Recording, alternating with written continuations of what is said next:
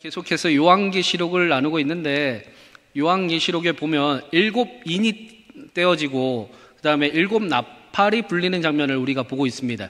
7인과 7나팔의 중요한 차이점이 있었어요. 그것은 7인이 마지막에 떼어졌을 때 성도들의 기도가 하나님께 올라갔고 7나팔이 시작되었다라는 겁니다. 그래서 성도는 살아가는 결이 달라요. 7인과 7나팔이 똑같은 일같이 보이는데, 똑같은 전쟁과 똑같은 어려움과 똑같은 고난이 다가오는 것 같아 보이지만 성도에게는 그 일이 하나님을 아는 길이 됩니다. 기도의 응답이 됩니다. 그래서 이 땅에 살아가는 동안 결이 좀 다르지요. 만나는 모든 일들을 이제 더 이상 혼자서 만나지 않습니다. 혼자서 살아가지 않습니다. 하나님의 음성을 구하고 기도하고 하나님의 말씀을 듣습니다.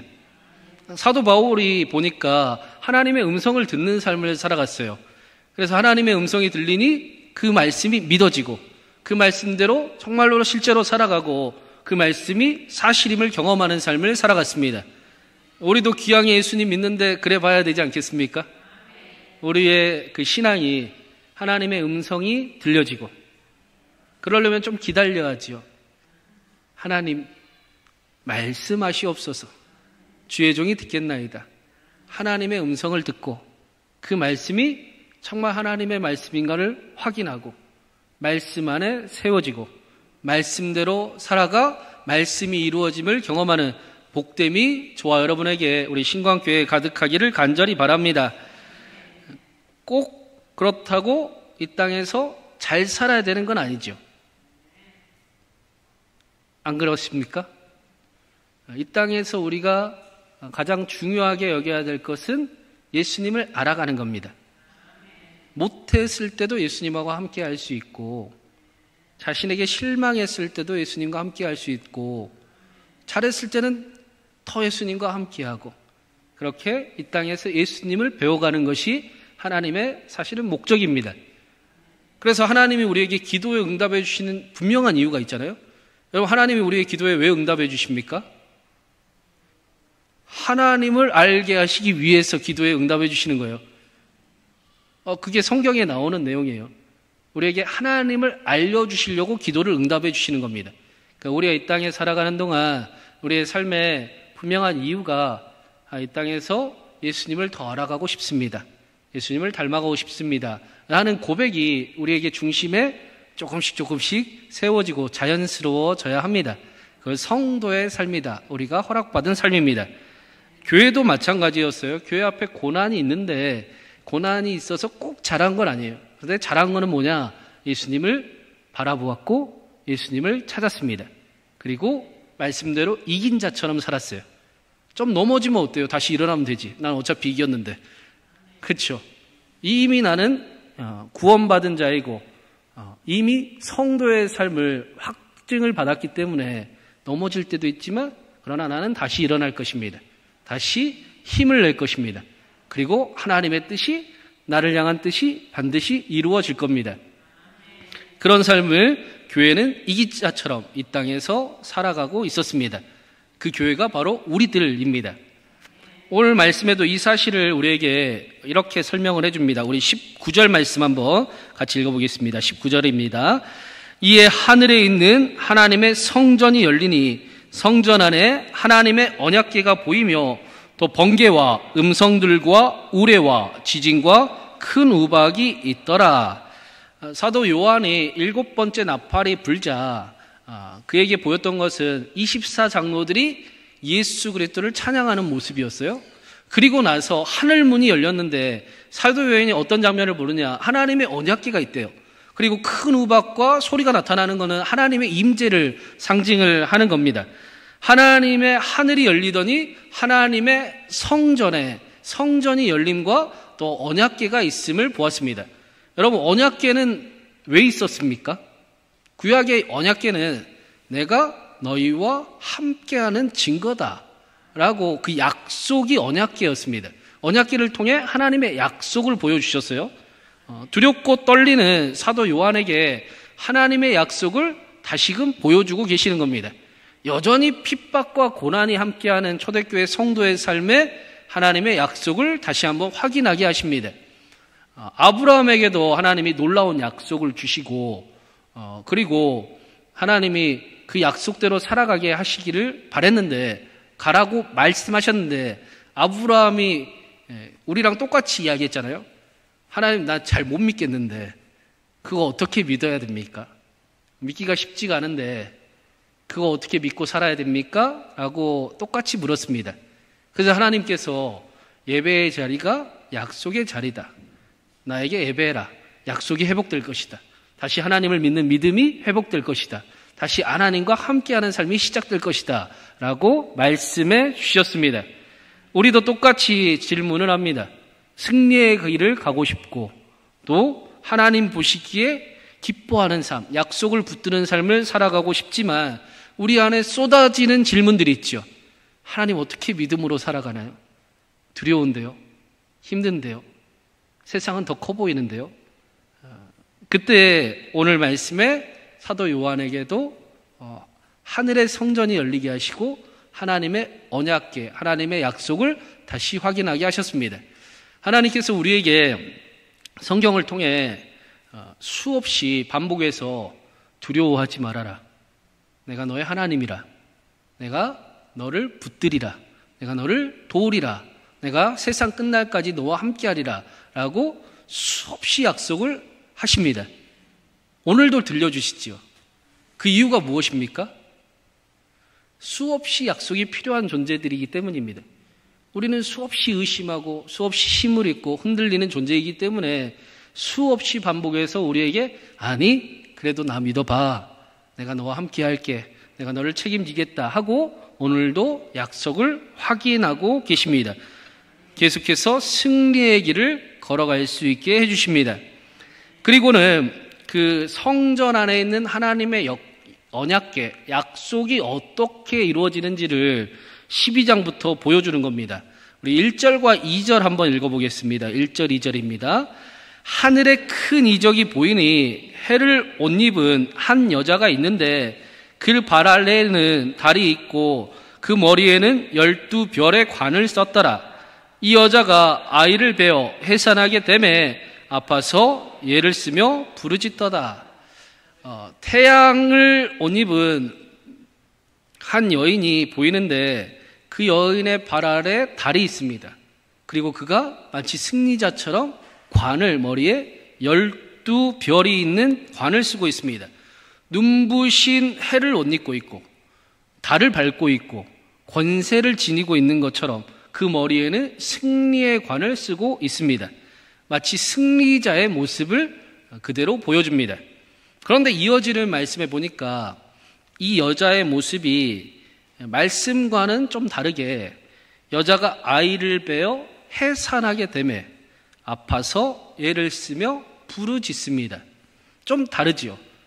빛난 광채가 있는 그 태양을 옷 입고 달을 밟고 있는 권세를 가지고 있고 머리에는 승리자로서의 12별의 관을 쓰고 있는데 이 여인이 해산하는 고통으로 아파하고 부르짖고 있습니다. 왜 해산의 고통을 감당하고 있는가? 우리 5절 말씀도 한번 읽어보겠습니다. 5절입니다. 여자가 아들을 낳으리니 이는 장차 철장으로 만국을 다스릴 남자라. 그 아이를 하나님 앞과 그 보좌 앞으로 올려가더라. 이 여인이 아이를 낳는데 이 여인이 만국을 다스리는 권세를 가진 아이를 낳습니다. 이 아이는 설명하지 않아도 예수 그리스도임을 우리가 짐작해 볼 수가 있습니다. 그렇다면 이 여인은 누군가? 예수님의 어머니 마리아를 말하는 것인가? 6절 말씀도 읽어봅니다. 6절입니다. 그 여자가 광야로 도망하매 거기서 1260일 동안 그를 양육하기 위하여 하나님께서 예비하신 곳에 있더라. 이 여자가 광야로 도망을 쳤는데 1260일 동안 이 아이를 예수 그리스도를 양육을 합니다. 마리아가 3년 반 동안 아이를 도망쳐서 양육한 일은 성경에 어디에도 나오지 않아요. 마리아가 아니에요. 1260일, 42달, 3년 반, 한때, 두때, 반때 어디서 들어본 표현들이지 않습니까? 성도가 이 땅에서 하나님의 말씀을 전하는 날수를 그렇게 표현을 했습니다. 성도가, 교회가 십자가의 군병으로 이 땅에 살아가는 날수를 그렇게 성경이 표현을 합니다. 구약 성경의 미가 4장 10절에도 이런 말씀이 있어요. 우리 미가 4장 10절 한번 읽어보겠습니다. 딸 시온이여, 해산하는 여인처럼 힘들여 나을지어다. 딸 시온은 예루살렘을 의미하는 거지요. 이사야서 26장 17절도 읽어봅니다. 여호와여, 잉태한 여인이 상기가 임박하여 상고를 겪으며 부르짖음같이 우리가 주 앞에서 그와 같으니이다. 구약 성경은 해산하는 여인을 하나님의 그 섬기는 공동체라고 표현을 하고 있습니다. 그러면 요한복음에서 예수님께서 제자들에게 하신 말씀을 한 번 더 보면 요한복음 16장 20절 21절 우리 한번 같이 읽어보겠습니다. 내가 진실로 진실로 너희에게 이르노니 너희는 곡하고 애통하겠으나 세상은 기뻐하리라. 너희는 근심하겠으나 너희 근심이 도리어 기쁨이 되리라. 여자가 해산하게 되면 그때가 이르렀으므로 근심하나 아기를 낳으면 세상에 사람 난 기쁨으로 말미암아 그 고통을 다시 기억하지 아니하느니라. 예수님께서 12 제자를 보시고 해산하는 여인과 같을 것이다 라고 말씀을 하고 계세요. 12 제자들, 하나님의 백성들, 이 땅의 성도의 삶을 살아가는 사람들, 하나님의 말씀을 전하고 지키며 세워가는 사람들을 해산하는 여인이다, 교회가 해산하는 여인이다 라고 표현을 하고 있습니다. 이 여인은 누구냐? 마리아가 아니라 교회요. 저와 여러분을 설명하는 겁니다. 교회는 지금도 여전히 예수 그리스도를 나타내게 합니다. 우리가 예수님을 나타내는 겁니다. 그래서 우리가 당하는 고난은 해산하는 것 같으나 동시에 예수님을 드러내는 일이기도 합니다. 우리는 고난을 당하면 우리 안에 있는 십자가인 척하는, 하나님인 척하는 것들을 십자가에 못 박는 일을 경험을 하게 되죠. 그렇죠? 우리는 말로 해서는 잘 안 듣잖아요, 그렇죠? 하나님이 함부로 대해주시기를 원하셔서 끝까지 버티다가 꼭 그 큰 곤란이 있을 때, 물론 항상 그렇진 않지만 우리는 하나님 앞에 우리의 하나님이었던 것들을, 우리의 욕심과 우리의 자랑을 쉽게 내려놓고 그리고 하나님을 다시 보게 됩니다. 우리 안에 예수 그리스도로 가득 차는 것을 보게 됩니다. 근데 오늘 말씀에 보니까 교회는 그 고난이 그냥 고난만이 아니래요. 예수님을 우리 안에서 잉태하는 일이래요. 그렇게 생각하면 우리가 살아가는 이유와 또 우리의 이야기들이 좀 달라질 수 있겠습니다. 십자가가 능력이잖아요. 우리가 그런 지혜는 가지고 있지 않습니까? 지금 낮아지는 게 좀 나중에 높아지는 일이 되는 것을 우리가 지혜를 알고 있잖아요. 근데 그 십자가가 능력인 것은 그뿐만이 아니라 우리가 십자가의 길을 걸어갈 때 우리 안에 예수 그리스도가 해산되기 때문입니다. 우리 안에 예수님을 알아가는 기쁨이 있기 때문입니다. 우리 안에 예수님을 사랑하는 일들이 나타나기 때문입니다. 그래서 욥은 연단이라는 표현을 썼잖아요. 그러니까 그냥 고난을 내가 버텨, 나는 감당하고 일어날 거야, 난 더 멋있어질 거야 정도가 아니라 우리가 이런 고난과 또 해산하는 일 같은 일들을 통해 우리 안에 예수님을 더 알아가는 삶이 나타난다. 교회는 그런 곳이다. 우리는 그 일들을 통해 점점 더 예수님을 사랑하게 될 것이다. 반대로 중요한 일은 처음에 이야기한 것처럼 그러면 교회는 예수님을 낳는 곳이잖아요. 우리가 작은 예수들이지 않습니까? 예수님은 우리 보고 예수라고 부르잖아요.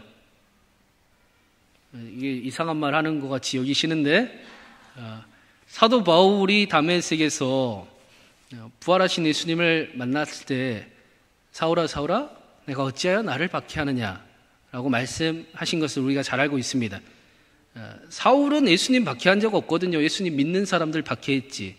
근데 예수님은 그들이 나다라고 말씀하셨어요. 우리가 예수입니다. 우리가 예수님을 보여주는 존재들입니다. 그래서 우리에게 고난은 조금 더 가벼워져도 되겠습니다. 그렇죠? 헛되이 우리가 아프고 헛되이 힘들고 헛되이 십자가의 길을 꾹꾹 참고 가는 길이 아니라 내가 이 길을 통해 예수님을 더 사랑하게 될 줄로 믿습니다. 내가 이 과정 속에 예수님을 더 발견하게 하심을 감사를 드립니다. 예수님을 더 알아가게 해주셔서 감사를 드립니다. 라는 고백을 우리에게 허락해 주셨습니다. 저는 목사가 된 이유가 누구보다 예수님을 사랑하고 싶어서 목사가 됐거든요. 기왕에 그래 난 예수님 위해서 살 거면 그래 목회자로 살아도 되겠다 하고 그 마음이 제일 컸어요. 그래서 지금도 제가 조금 여러분 보기에 좀 엉뚱해 보이는 일들도 좀 있긴 할 텐데 없으면 큰일인데요. 없으면 너무 타락한 건데 제 마음에는 그런 마음이 아직도 남아있고 오늘 말씀을 준비하는데 또 그 일이 더 깊어지고 회복되는 은혜가 있었습니다. 우리가 이 땅에서 누구보다 예수님을 사랑하는 삶을 살아갈 수 있는 그 은혜를 우리에게 허락해 주셨습니다. 저는 우리 신광교회가 예수님을 사랑하는 교회가 되면 좋겠습니다. 고난을 고난이라고만 이야기하지 않을 수도 있고 그 일을 감당케 하시는 주님과 함께 또 그 믿음과 말씀으로 이겨나아가는 넘어지면 어떠냐 어차피 이겼는데 라고 말할 수 있는 우리 신광교회가 되기를 바랍니다. 중요한 사실은 오늘 말씀에 보니까 이 여인이 우리라고 그랬잖아요. 이 여인이 빛나는 태양을 옷 입고 있습니다. 달을 밟고 있어요. 승리의 12관을 쓰고 있습니다. 12별의 관을 쓰고 있습니다. 그러니까 우리가 승리자요 권세가 있다는 겁니다. 비록 해산하는 고통을 우리가 견딜 때도 있지만 견뎌야 하지만 그러나 우리는 힘이 있습니다. 능력이 있습니다. 우리를 통해 하나님은 하나님의 나라를 이루어 갈 것입니다. 그래서 두려워하지 아니하고 기꺼이 고난 앞에 마주할 수 있는 힘을 가지고 우리 삶에 만나는 모든 이야기들을 우리가 기도하고 하나님이 주신 믿음으로 그 일을 능히 감당해 나아가는 사람들이 되었습니다. 우리는 그 일들을 통해 예수님을 더 알아가게 될 것입니다. 사랑하는 여러분, 빛나고 아름다운 신광교회에 함께 하신 것을 감사드립니다. 우리가 더욱 빛나고 아름다운 교회가 되기를 바랍니다. 하나님의 영광과 하나님의 권세가 예수 그리스도가 우리를 통해 드러나고 사랑하는 이들에게 예수 그리스도를 보여줄 수 있고 우리가 이 땅에서 예수가 되어서 예수님의 능력과 또 예수님의 사랑을 나타내기를 간절히 바랍니다. 만나는 이들을 통해 예수님을 내가 잉태합니다. 해산합니다. 라는 고백이 우리의 삶의 이야기들을 가볍게 하고 힘있게 하고 또 넉넉히 사랑하고 또 그 일들을 감당할 수 있게 하기를 주님의 이름으로 축원합니다.